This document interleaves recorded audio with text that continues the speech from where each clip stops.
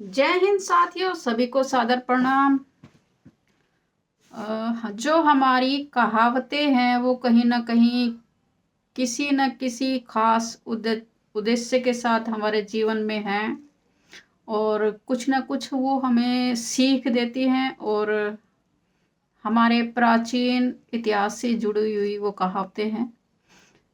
जिस तरह से राजा हरिश्चंद्र प्राण जाए पर वचन न जाए, उनके पूरे वंशज ने, जैसे श्री रामचंद्र जी ने भी, वो उन्हीं के वंशज थे, तो उन सभी ने प्राण जाए पर वचन न जाए अपने वचनों, एक बार किसी को कमिटमेंट कर दी तो अपना पूरा जीवन उस कमिटमेंट के साथ निभाते थे। तो इस तरह से उन्होंने अपना पूरा जीवन 14 साल के लिए वनवास में चले गए और इस तरह से उन्होंने अपना जीवन यापन किया। तो इस तरह से एक कहावत और भी है, कहाँ राजा भोज कहाँ गंगू तेली। शायद आप लोगों को लगता होगा कि कहाँ राजा भोज और कहाँ गंगू तेली, एक तुच्छ प्राणी के बारे में विचार आता होगा आपका कि कुछ लोग तो सोचते होंगे कि तेली है वो जो एक छोटी जाति है। उस समय पर काम के आधार पर देखा जाता था कि वो तेल निकालता था, इसलिए उसको तेली बोला जाता था। लेकिन आज काम के आधार पर नहीं, सिर्फ जाति बना दी गई है। तो मेरा मकसद वो जाति पर विचार करना नहीं है, मेरा मकसद है उस कहावत के विषय में आप लोगों को अवगत कराना। शायद कुछ लोग जानते भी नहीं होंगे कि इस कहानी के पीछे का क्या उद्देश्य रहा है। कि एक समय की बात है, राजा भोज था और एक गंगू तेली था जो तेल निकालने का काम किया करता था। राजा भोज बहुत ही दयालु किस्म का था और अपनी प्रजा का पूरा ख्याल रखता था।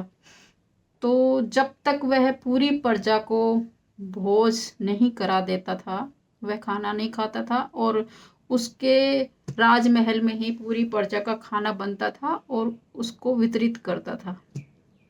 तो इस तरह से इतने अच्छे तरीके से वो अपनी प्रजा का ख्याल रखता था।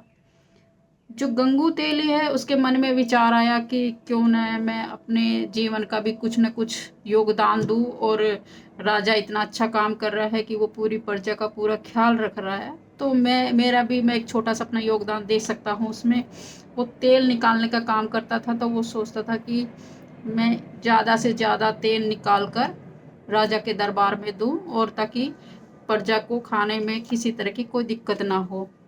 तो इस तरह से वो तेल, उसके पास 2 बैल थे, तो बैल थक जाते थे, तो उसने सोचा कि मैं एक बैल की जगह पे मैं खुद लग जाता हूँ, अपनी आंखों पर पट्टी बांधकर वो बैल की जगह पे लग जाता। उसको तो पता ही था कि इतने चक्कर काटने के बाद मेरा तेल निकल जाएगा और उसके बाद फिर वह अपनी पट्टी हटाकर, तो उसने इस तरह से प्रक्रिया चालू की। उसने देखा कि तेल निकल रहा है अच्छे से और उसके बैलों का भी पूरा सा ध्यान रखा जा रहा है, क्योंकि एक बैल जब रेस्ट करता तो उसकी जगह पे वो खुद लग जाता और तेल निकालने का काम करता। राजा ने देखा कि एक व्यक्ति बहुत ज़्यादा तेल दान में दे रहा है, कुछ ना कुछ कारण हो सकता है। तो उसने सोचा कि क्यों न मैं उसको देखूं कि वो क्या इतना ज़्यादा तेल कैसे दे रहा है, क्योंकि इतना ज़्यादा तेल तो निकलना नहीं चाहिए, क्योंकि उसके पास सिर्फ 2 ही बैल हैं। तो उसने जब देखा कि रात को गया, उसने देखा कि वो रात को पट्टी बांधकर खुद बैल की जगह पे खुद ही पट्टी बांधकर उसको जोतने की जगह पे खुद लग जाता है और इस तरह से वो तेल निकालने का काम कर रहा है। तो राजा को बड़ा दुख हुआ कि देखो कितना महान काम कर रहे हैं, कि उनकी कितना अंदर से उसके अंदर मानवता है और ज़्यादा से ज़्यादा लोगों के लिए काम कर रहे हैं वो। तो राजा ने सोचा कि मैं इसके तकलीफ़ का कुछ न कुछ हल निकालूंगा। तो उसने क्या किया कि एक बैल की जगह जब वो खुद लग गया, तो दूसरे बैल को हटाकर राजा खुद उसकी जगह पे लग के वो दोनों के दोनों तेल निकालने लग गए। तो उसने जब देखा गंगू तेली ने कि आजकल मेरे बैल थकते नहीं हैं और किसी तरह का उनको तकलीफ भी नहीं हो रही है, तो उसको थोड़ा सा मन में शंका पैदा हुई। तो उसने सोचा कि मैं आज रात को देखूंगा कि किस तरह से क्या हो रहा है कि बैल थकते भी नहीं है और तेल भी पूरा निकल रहा है। तो उसने रात को थोड़ी सी पट्टी हटा कर देखा तो राजा उसकी जगह पर लगा हुआ था, बैल की जगह पे।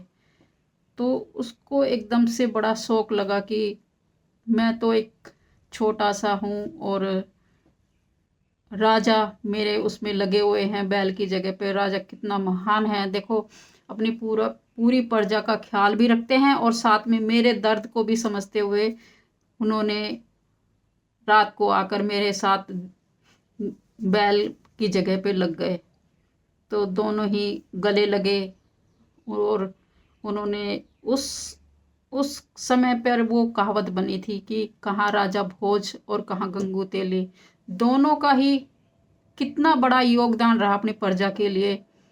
तो उसका एक खास उद्देश्य रहा हम लोगों को जीवन में कि काम कोई भी छोटा या बड़ा नहीं होता है, दोनों ही बराबरी का काम कर रहे थे। क्योंकि राजा का भी कर्तव्य था कि अपनी प्रजा का ध्यान रखना, और जो प्रजा थी गंगू तेली उसका भी पूरा, उसके दिल में भी कितना डर था कि मैं कुछ ना कुछ योगदान दूं और सहयोग करूं अपनी प्रजा के लिए।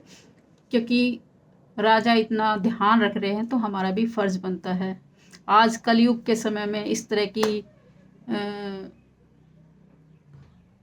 हो सकता है आगे कलयुग में भी कुछ ऐसी कहावतें बने कि किसने इस सृष्टि के विनाश में कितना बड़ा योगदान दिया, क्योंकि वो सतयुग की कहानियां हैं।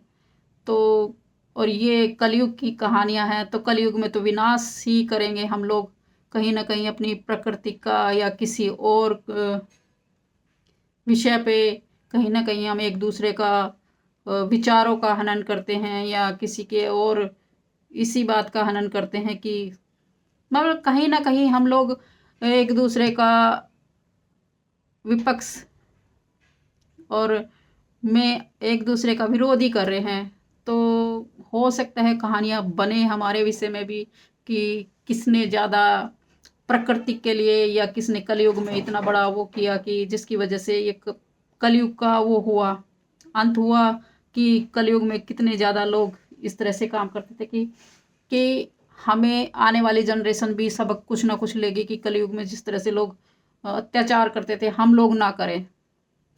तो आशा करती हूँ मेरी कहानी भी आप लोगों को पसंद आई होगी। जय हिंद, जय भारत।